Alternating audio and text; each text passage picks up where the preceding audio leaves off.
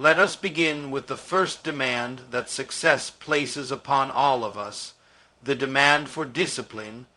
Too often, men and women speak of success as though it were a gift that falls from the sky. They imagine that luck, fortune, or divine intervention will one day knock at their door with treasures in hand. But life in its ruthless honesty does not work that way. Success has a price, and the first installment of that price is always discipline. Discipline is the law you impose upon yourself before the world imposes its law upon you. It is the daily structure you choose when no one is watching. Without it, you may dream, you may hope, you may even start, but you will not finish. The man who despises discipline is like a farmer who loves the idea of harvest, but despises the hard labor of tilling, planting, watering, and weeding. He forgets that the seed cannot grow in neglect. He forgets that fruit is born only after a season of consistent care. Success, too, is a harvest. It demands the disciplined sowing of effort long before the reward is visible. And what is discipline? It is the deliberate act of choosing what must be done over what is convenient. It is the sacrifice of immediate pleasure for the sake of ultimate gain. It is the restraint that keeps a student bent over books when the world is calling with noise and distraction. It is the restraint that keeps an athlete in training when fatigue whispers, rest. Discipline is not glamorous, it is not attractive, and it is rarely applauded. But it is the foundation of all true achievement. Those who rise without discipline rise like a balloon carried by the wind, beautiful for a moment, but certain to burst or drift into irrelevance. History is littered with examples. Kingdoms built by valor collapsed into dust because leaders abandoned discipline for indulgence. Businesses rose on innovation but died when greed and recklessness replaced structured effort. Individuals with talent soared for a season, but without discipline, their brilliance became a fleeting flame. The world remembers them not for what they achieved, but for how swiftly they fell. And so it is clear, discipline is not an option, it is the price of survival at the summit. Psychologists tell us that the human brain is drawn to pleasure and averse to pain, but discipline is the decision to embrace necessary pain in order to secure lasting pleasure. The pain of waking early, the pain of studying long, the pain of resisting temptation, the pain of persisting when progress seems invisible, these are temporary pains. Yet the man without discipline chooses the short-lived pleasure of sleep over preparation, of leisure over diligence, of comfort over growth. And so he trades long-term freedom for short-term comfort. The paradox of life is this: the disciplined are free while the undisciplined are slaves. Yes, free, for when you master discipline, you are no longer a captive of mood or impulse. You are not at the mercy of laziness, nor tossed about by every temptation. You can command yourself to act, to persevere, to endure, and you obey. That is freedom, the truest form of liberty, to be able to command oneself. The undisciplined man, on the other hand, is a prisoner of his own desires. He cannot rise because his body refuses. He cannot learn because his mind wanders. He cannot persist because his heart grows weary. He calls this freedom, but it is bondage in disguise. Consider the athlete who wins gold. The world sees the medal, the glory, the national anthem playing in the stadium. But what the world does not see are the countless hours of practice when no cameras were watching, the 5 a.m. runs in the cold, the meals carefully measured, the days when fatigue screamed, but the athlete whispered back, "Just one more." That is discipline, and that is the unseen price of greatness. Or think of the scholar whose name adorns books and lectures. The world celebrates his intellect, but few recall the lonely nights of study, the endless drafts, the repeated failures before mastery emerged. Discipline was the unseen currency behind the brilliance. It is not enough, therefore, to wish for success. One must ask, am I willing to pay the price of discipline? Am I willing to delay gratification, to structure my time, to demand consistency from myself even when no one demands it from me? For success does not respond to wishes, it responds to discipline, and let me warn you, discipline is not a one-time event, it is a lifelong commitment. The moment you abandon it, decline begins. You may climb the mountain with discipline, but you will descend with negligence. That is why kings who were once great are dethroned, leaders once celebrated are forgotten, and businesses once booming are bankrupt. They forgot that the price of success is not paid once, but paid daily, continually, endlessly. Discipline is the difference between those who almost succeed and those who secure destiny. It is the quiet force that does not shout but speaks in results. It is the silent builder of character, of resilience, of legacy. Without it, talent is wasted, opportunity is squandered, and potential is buried. So I say to you, if you desire success, begin here. Govern yourself before you seek to govern others. Conquer your impulses before you dream of conquering the world. Master discipline and the doors of success will begin to unlock, for life rewards not those who merely wish, but those who consistently act. If discipline is the first installment on the journey to success, then sacrifice is the second.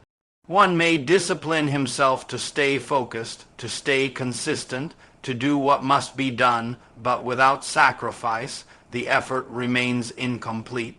For success is not only about what you do, but also about what you are willing to give up. The truth, uncomfortable though it may be, is that every great achievement in history was purchased at the altar of sacrifice.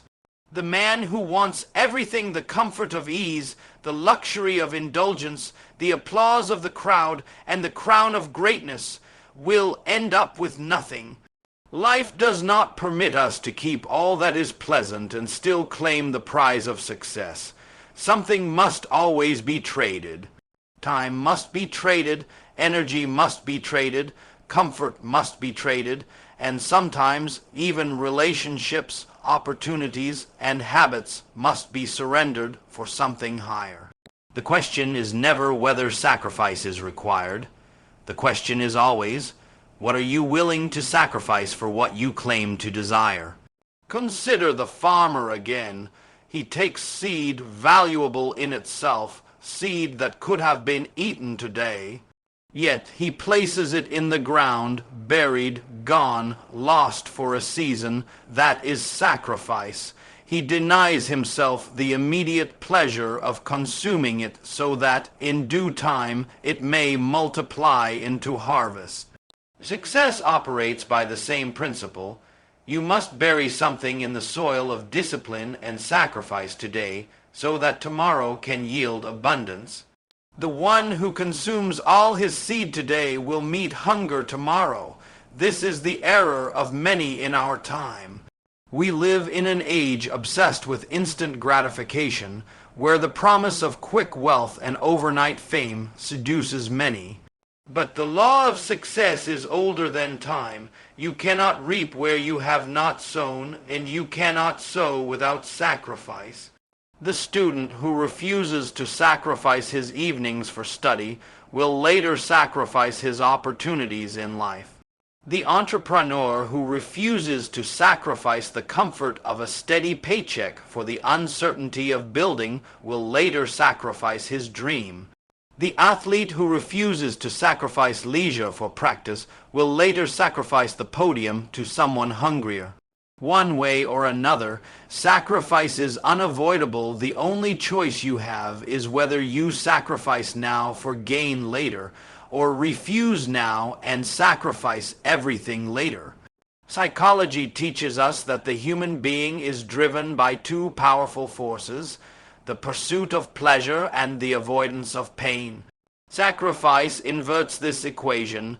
It demands that you accept a measure of pain now in order to secure greater pleasure later. It demands that you endure deprivation today so that you may walk in abundance tomorrow. Those who reject sacrifice choose the reverse, a little pleasure now, followed by enduring pain later. And so life becomes cruel, not because it is unfair, but because people refuse to pay its price at the proper time. Look through the annals of history, and you will see this law confirmed again and again. The men and women who shifted nations, who pioneered inventions, who birthed movements without exception, they sacrificed. They sacrificed sleep, safety, resources, reputation. They endured loneliness, misunderstanding, rejection. Yet, their sacrifices built monuments of influence that still stand long after their deaths. Meanwhile, those who pursued comfort above sacrifice vanished from memory, their names written only in the sands of time, erased by the winds of insignificance. Sacrifice is, therefore, not loss. It is investment. It is the conscious choice to release what is lesser in order to gain what is greater. A student who spends nights buried in books is not losing youth. He is investing in wisdom that will open doors for decades. A mother who sacrifices her comfort for her child is not losing ease. She is investing in legacy. A leader who sacrifices popularity for principle is not losing applause. He is investing in credibility that will outlive him. The problem arises only when people confuse sacrifice with waste. Waste is when you lose something and gain nothing. Sacrifice is when you give something and gain everything, but let us be honest, sacrifice is painful. There is no joy in surrendering comfort, in delaying gratification, in watching others indulge while you abstain. It requires courage to look at the present and still act for the sake of the future. That is why so many avoid it. They settle for what is easy rather than what is necessary, but success has no sympathy for those who avoid sacrifice. It does not bend its rules to accommodate the weak-willed. It simply moves past them, rewarding those who dared to pay the price. Even in the sacred texts, this principle is echoed. Abraham is remembered because he was willing to place his most precious gift upon the altar. The widow who gave her last coin is remembered because her sacrifice outweighed the abundance of the rich. Christ himself is remembered because of the ultimate sacrifice upon which faith is built. If in the divine order greatness is birthed through sacrifice, how then can mortal men imagine that success will come without cost? If discipline is the foundation and sacrifice the price, then service is the pathway to greatness. Many people imagine that success is a personal trophy, an individual accomplishment, something to hoard for oneself. They speak as though success is only about status, wealth, and recognition, but true success, the kind that endures beyond the grave and echoes through generations, is never self-centered. It is anchored in service. Greatness is not declared by the individual. It is bestowed by society in response to the service rendered. Think for a moment what makes a leader great. It is not the size of his throne, nor the extent of his power. A tyrant may rule millions, but history does not call him great. Greatness is reserved for those who use their influence to uplift others, to solve problems greater than themselves, to serve causes larger than their own appetite. The world remembers Nelson Mandela not because he sat in the highest office, but because he sacrificed his freedom to serve the ideal of justice. The world remembers Mother Teresa not for riches or titles, but for her relentless service to the forgotten and the poor. And so the truth is unchanging. Service is the currency of greatness. Service demands that you ask a different question. Most people in life move with the question, what can I gain? But those who step into greatness reframe the question into, what can I give? The difference may seem small, but it is revolutionary. The person obsessed with gain will always chase opportunities for self-interest, but the one committed to giving becomes indispensable. He becomes the problem solver, the one society cannot afford to ignore, because his contribution creates value for others. Success follows such a man not because he chased it, but because he served so diligently that success had no choice but to find him. There is a deep psychological truth here. Human beings are wired for reciprocity. When you give, when you serve, when you invest in others, society develops an unspoken obligation to reward you. The businessman who focuses only on profit may make money for a while, but the one who focuses on serving his clients creates loyalty, trust, and legacy. The artist who creates only for self-expression may shine briefly, but the one who creates with the intent to serve the hearts of others will be remembered across centuries. Service, therefore, is not just morality, it is strategy. It secures relevance in a world that quickly forgets the self-absorbed. And yet, service requires humility. It requires the recognition that your life is not the center of the universe. It demands that you bow before the needs of humanity and say, here I am, use me. That humility does not diminish you, it enlarges you. It connects your small existence to something eternal. For what is a life lived only for self? It is like a river that refuses to flow. It stagnates, it breeds decay, and eventually it dries up. But a life lived in service is like a river that nourishes fields, villages, and nations. It remains ever flowing because it gives itself away. This is why every empire, every great invention, every breakthrough in history was born from service. The wheel was not invented for entertainment. It was service to mobility. Electricity was not discovered for luxury. It was service to progress. The internet was not created merely for distraction. It was service to connection and knowledge. When you trace the roots of greatness, you find men and women who asked, how can I solve this problem? How can I meet this need? How can I serve humanity? And because they asked these questions, their names were engraved in history. But service is not always glamorous. In fact, it is often inconvenient. It may demand your time when you are tired, your resources when you are stretched, your energy when you feel weak. It may go unnoticed, unappreciated, even mocked. Yet, paradoxically, it is this very service that plants the seeds of greatness. When others are silent, you speak. When others are indifferent, you care. When others withdraw, you step forward. And though it may cost you, life has a way of remembering and rewarding those who serve. Let us return to the philosophy of success. Discipline shapes you, sacrifice refines you, but service elevates you. Without discipline, you cannot sustain the journey.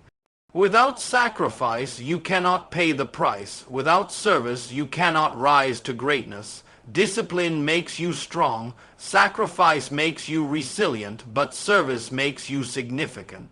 A man may be disciplined and sacrificial, but if he lives only for himself, his story ends with him.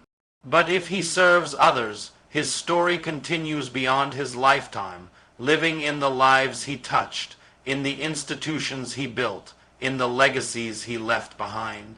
Even in the spiritual sense, service is the hallmark of greatness. The one who washed the feet of others declared, "The greatest among you shall be the servant of all." History confirms it. Power used for domination fades, but power used for service endures. Authority imposed is resented, but authority earned through service is revered. That is why we remember some leaders with reverence and others with bitterness. Service is the dividing line. So I say to you, do not chase greatness directly. Chase service. Do not ask how quickly you can rise. Ask how deeply you can serve. For the paradox of life is that those who lower themselves to serve are the very ones whom life raises highest. And remember this, greatness is never an inheritance you can claim for yourself. It is a title the world confers upon you in response to your service. A man may proclaim his wealth, his position, his achievements, but only others can proclaim him great. And they will only do so if his life was a gift to theirs. Therefore, if you desire success that outlives you, anchor it in service. Let your discipline prepare you, let your sacrifice sharpen you, but let your service define you. For at the end of the day, men will not ask how much you had, but how much you gave. They will not ask how high you climbed, but how many you lifted along the way.